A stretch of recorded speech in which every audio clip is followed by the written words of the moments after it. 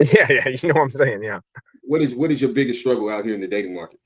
Yeah, so my biggest struggle is the women that I'm 37, so I ain't no spring chicken. I've been around for a little bit, but my biggest struggle is that my expectations are a little higher than they were when I was in my 20s. When I was especially my early 20s, I was more like, oh, forgiving of this and that with women that I met. Look past the red flag, this and that. As I'm getting older, I have less F's to give, right? I don't want to put up or open to put up with as much BS, and I don't have as much time because I work a couple jobs ongoing all the time in this economy. So I don't have a lot of time to be super patient with a lot of red flags, right? For too long as I had the chance to in my 20s. But a lot of the women that I attracted into my life are single moms because with my sexual market value and kind of where I'm at in life and my economic value, I seem to attract in women at that level.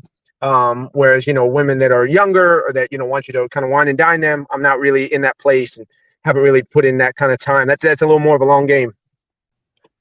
Hey, what's up, Nico? What's up, y'all? Hey, yeah, I got a few minutes to hang with y'all. Okay, cool.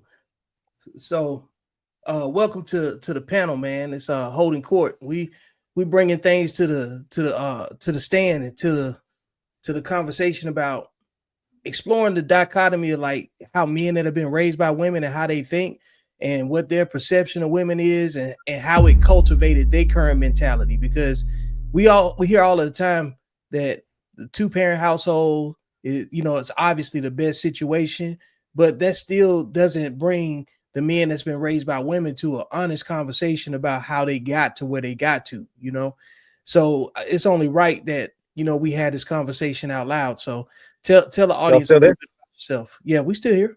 Yeah. Sorry, it was buffering with my Wi-Fi. Yeah, so I was raised in a 2-parent household, but when my parents got divorced about 15 years ago, it really fucked with my head a little bit. Sorry, I don't know if I can use that profanity on here, but it messed me up a little bit because I realized it opened my eyes that there was a lot that I thought was normal that wasn't healthy. And so, yes, 1-parent household is tough, especially when that one parent is just a woman. And I've seen that over and over again. But a 2-parent household where they weren't communicating well and where they had a lot of bad communications, miscommunications, not understanding each other, not putting in the work, that is also bad. And it led to a lot of problems in my family. So, yeah, there's kind of on multiple fronts. There's problems I see in relationships and with people. Yep. What lets you know, do you get indications of how a person was raised all the time through that way too? Or is it just how do you recognize that behavior in yourself, I guess? Oh, well, I mean, I've been trying to do a lot of self-study and introspection. Did a little coaching with some different coaches on relationships and attachment styles over the last 3 years, especially. Been doing a lot of reading, audiobooks mostly.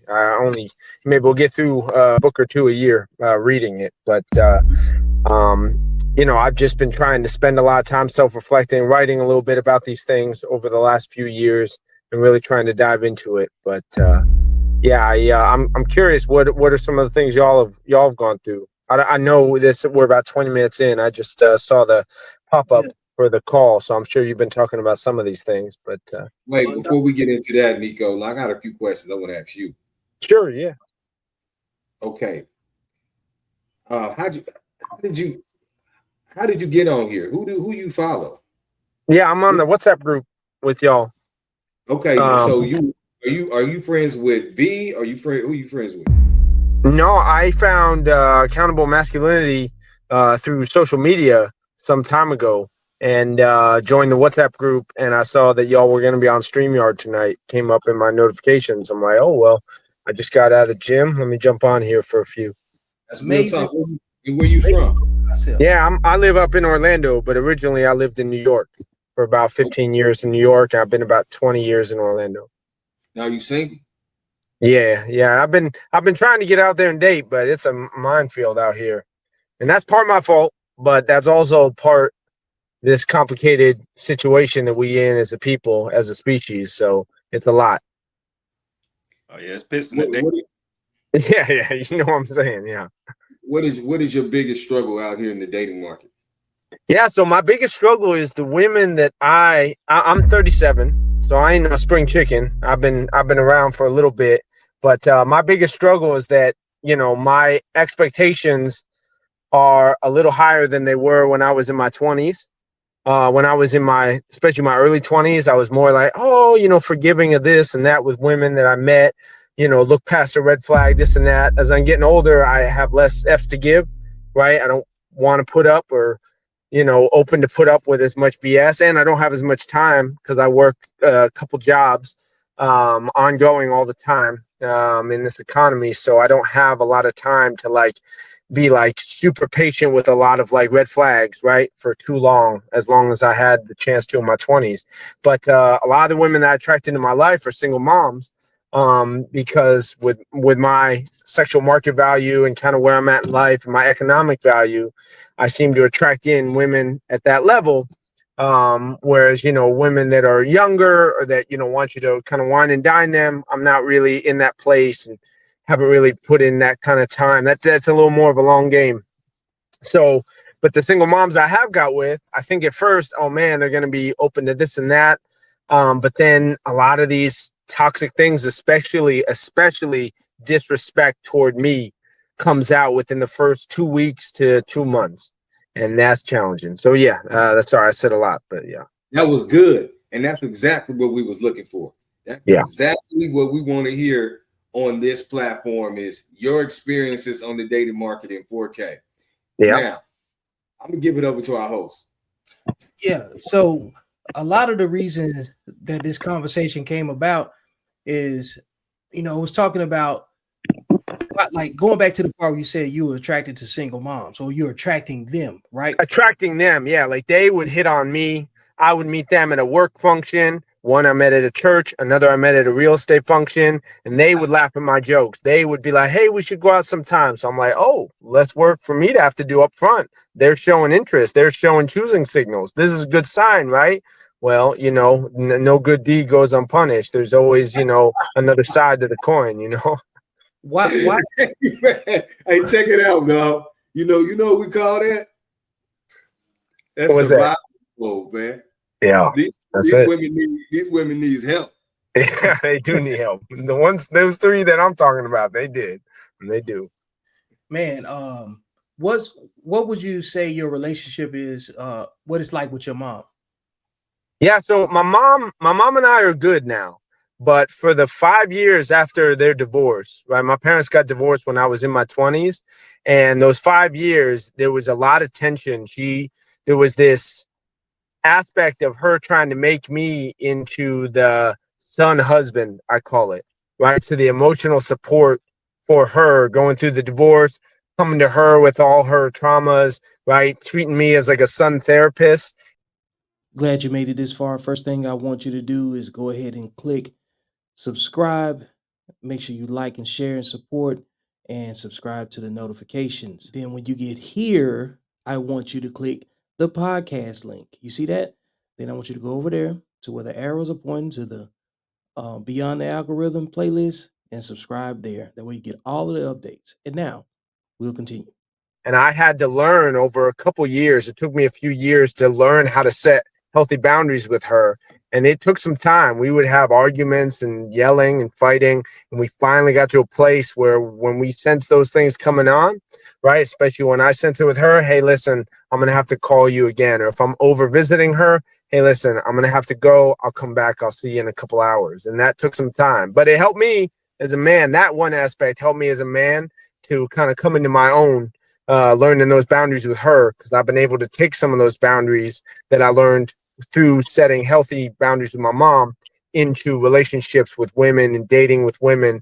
And it has helped me become way less of a doormat to women than I was in my early 20s with women, even my age, that I was dating, going on dates with.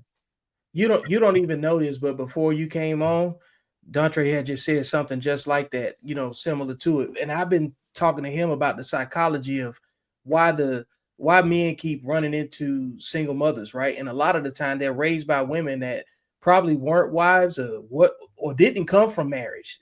So I'm gonna ask you a question and you let me know if you want to answer it or not. Yeah, sure. you said your mom was married to your dad, right?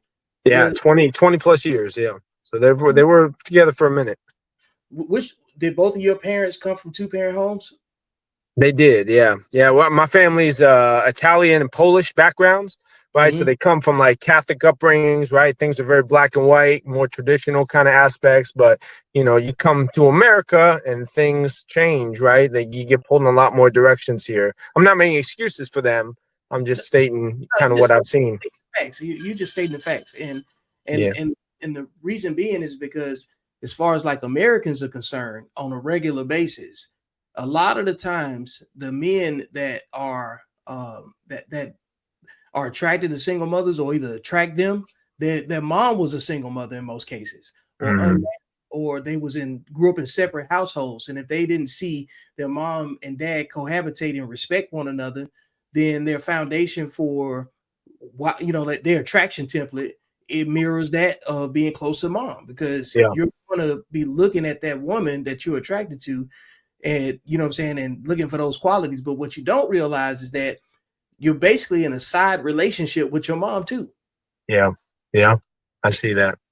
Yeah. So, man, anything you want to ask us? Like my boy Issa. Wait a minute. I think we need to swing that down to Key. Yeah. Go ahead. Because we mentioned, we had a conversation about how a woman is really a child that you can't call a child, right? And in the way that, remember we was talking last night how they rebel against our fathers only to try to supplement their sperm. They rebel against their fathers only to be codependent on the sperm of our fathers. Because in my opinion, that's the form of our father they can control, us. You understand? That's a deep word. You can't necessarily make him do anything, but the little form of him, you can make him do it. You understand what I'm saying? And the downside of that is, if you feel like you've been deceived and manipulated over the years, your trust goes out the window once you figure out what's real. You understand what I'm saying? So there's a dynamic of, okay, you look like him, so I can control this aspect. But the more you grow and the more you look more like him and the more you start to find your footing as a man, there's a resentment that comes along with that, because part of the reason that they separate you from that particular dynamic is trying to knock what nature naturally puts into you. All right, folks. Appreciate you sticking with me to the end. This has been another episode of Beyond the Algorithm. Make sure you like, share, and subscribe. Go get the book. And most importantly, I will see you beyond the algorithm, because that's where life actually happens.